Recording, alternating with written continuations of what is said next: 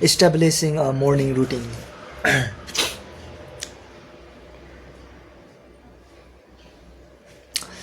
Why is your morning routine so important? I strongly believe that if you jumpstart your day by jumpstarting your brain with a series of simple activities, you have a huge advantage. In addition, if you set up winning routines early in the day, you can benefit from what Tony Tony Robbins calls the science of momentum. The notion that once you accomplish in motion, you can keep it in motion with much less effort than if you were trying to accomplish something from a standing start. I have a carefully developed morning routine to help me win the day that involves priming my mind. I don't do every single one of these things every day, especially when I'm traveling, but I always do most of them. And I know for certain that it gets me mentally prepared and poised for performance, productivity, and positivity from the minute I get up. Let me walk you through a typical morning. Before I even get out of bed, I spend some time reflecting on my dreams. Dreams are an expression of the work your subconscious is doing while you're sleeping, and there's a goal to be mind from them. Many geniuses throughout history have regularly accessed and often gleaned their best ideas and made up their greatest discoveries from their dreams. Mary Shelley came up with the idea for Frankenstein in her dreams. Her dream was the source of Paul McCartney's Yesterday and Einstein's theory of relativity. So the first thing I do every morning, even before lifting my head from the pillow, is think back on my dreams to see if there's an idea or a perception or a new way of looking at something that can be useful to what I'm trying to accomplish. I know that some of you have trouble recalling your dreams, so I'm gonna provide you with a quick mnemonic technique designed to help you do so. Just think of the word dreams. D is for decide. The night before, make a conscious decision that you're gonna recall your dreams. If you set the intention, your chances improve dramatically. R is for record. Keep a pen and paper by your bedside, or even have a recording app readily available on your phone. As soon as you wake up, record any lingering remembrance of your dreams. E is for eyes. Keep your eyes closed right after you awaken. Dreams can disappear within minutes, and if you keep your eyes closed, this will help you reflect.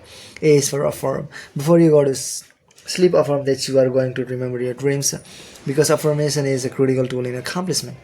M is for manage. For lots of reasons, but specifically here, for the sake of remembering your dreams, it's important to manage your sleep and establish good sleep routines. S is for share. Talk about your dreams with others. When you do so, you bring them more and more to the surface, and you develop the routine of tapping into your dreams so you can discuss them later. The first thing I do after I get out of bed is to make the bed. This is a success habit, my first accomplishment of the day. It's an easy win, and it has the added advantage of making my bedtime more pleasant, because it's always nicer to return that night to a bed that is made. It's why in the military they train you to make your bed first thing in the morning, because it sets you up to be excellent at everything you do. After that, I have a tall glass of water. Hydration is so important first thing in the morning, because our bodies lose a lot of water while we sleep through the simple act of breathing. Remember, our brains are approximately 75% water, so if we're going to fire up our brains, we need to be well hydrated. I also have a glass of celery juice, which boosts the immune system, helps flush toxins from the liver, and helps restore the adrenal glands. Hat tip to Anthony William, the medical medium, for this idea. Right after this, I'll take my probiotics to make sure my second brain is getting what it needs. Then I brush my teeth with my opposite, and I do this to train my brain to do difficult things, because it stimulates a different part of your brain, and because it forces me to be present, I can be doing other things in order to do this well. Then I do a 3-minute workout. This is not my full workout, but I wanna get my heart rate up first thing in the morning, and it helps with sleep and weight management, and with oxygenation to the brain. Once I'm finished with that, I take a cold shower. I'm sure some of you will cringe at the idea of starting the day pummeling yourself with cold water, but cold therapies of this type do a great job of resetting the nervous system and have the added benefit of helping manage any inflammation. When I'm out of the shower, I go through a series of breathing exercises to fully oxygenate my body. Then I do about 20 minutes of meditation to give me a clear mind as I enter the day. The process I use, Ziva meditation, was developed by my meditation coach Emily Fletcher, a 3-step process that involves mindfulness, meditation, and manifestation. To watch a video of it, go to www.limitlessbook.com/resources. Next, I make my brain tea, a combination of gotu kola, ginkgo, lion's name, mint, MCT oil, and a few other things. Then I will sit down to spend some time journaling, say getting my first starts of the day down on the page. My goal in any given day is to accomplish 3 things to work and 3 things personally, and I set this agenda. Now I follow this with about half an hour of reading. I set a goal to read a minimum of 1 book a week, and making this part of my morning routine to keep me on course. Finally, I drink my brain smoothie, a combination of many of the brain foods we discussed earlier in this chapter. No salmon here, in case you are wondering. Now, admittedly, this routine requires a good deal of time. As I mentioned, I can get to all of it every day, and I can appreciate it if it seems like more than you can handle, particularly if you need to get others started on their day. But if your goal in reading this book is upgrading your brain, then some variation on a morning routine of this type is an integral part of the process. Here are the keys.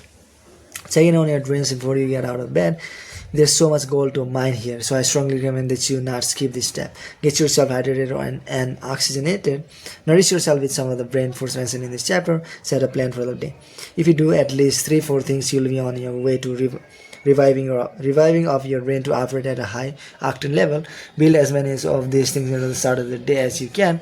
The most important thing is having a productive morning routine. I can't stress enough how much of an impact getting your day off to the right start has on how the day goes for you overall. Before we move on, none of us would be able to live without habits, of course, but constantly working to bring constructive new habits into your life and to replace bad habits with better ones will take your superpowers to a new level. Before we move on to the next chapter, here are a few things to do.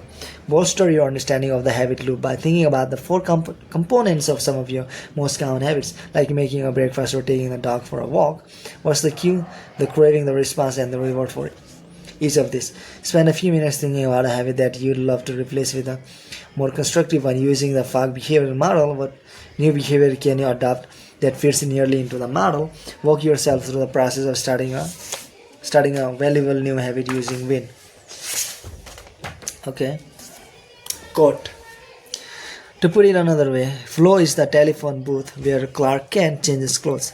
The place from where Superman emerges. Stephen Kotler. Tomorrow 10. Flow. Why is flow so important to becoming limitless? How do I achieve a flow state? What are the key enemies of flow?